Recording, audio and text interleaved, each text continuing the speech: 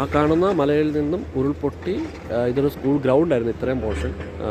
ഈ നദി ശരിക്കും ഒഴുകിക്കൊണ്ടിരുന്നത് ഇങ്ങനെയായിരുന്നു.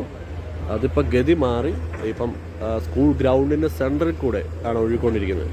അപ്പം ഇവിടെയുള്ള JCB ഒക്കെ ഉപയോഗിച്ച് ഇവിടെയുള്ള മണ്ണ് മാന്തി ഒക്കെ നോക്കിക്കൊണ്ടിരിക്കുകയാണ്.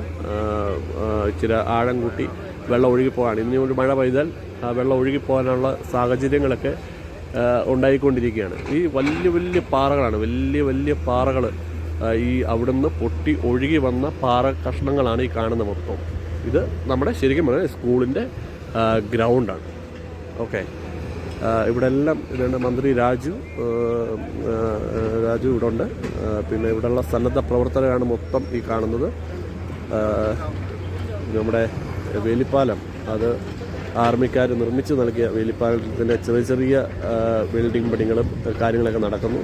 കാരണം സുരക്ഷിതമായി അതിലേക്ക് വെയിറ്റുള്ള വലിയ ഭാരമുള്ള വാഹനങ്ങൾ കടന്നു വരത്തക്ക രീതിയിൽ അത് അറേഞ്ച് ചെയ്യുന്നതിന് വേണ്ടി ചെറിയ ബലപ്പെടുത്തലൊക്കെ നടത്തുന്നു.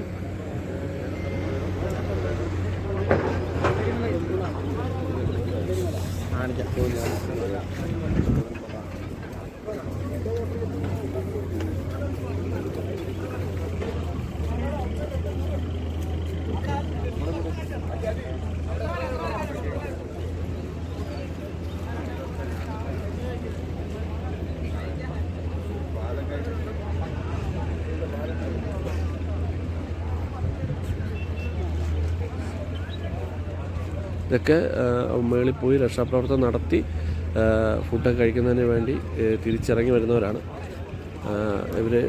ഇതൊക്കെ SDFIയും പല SFIയും യൂത്ത് കോൺഗ്രസിൻ്റെയും KSUവിൻ്റെയും ഒക്കെ ആൾക്കാർ ഇവിടെ വന്ന് പ്രവർത്തിക്കുന്നു. ഫയർഫോഴ്സിൻ്റെ ആൾക്കാരുണ്ട്, പോലീസുകാരുണ്ട്. എല്ലാ നാട്ടുകാരുടെയും സഹകരണം കൊണ്ട് നല്ല രീതിയിൽ ഇവിടെ സുരക്ഷാ പ്രവർത്തനങ്ങൾ നടത്തി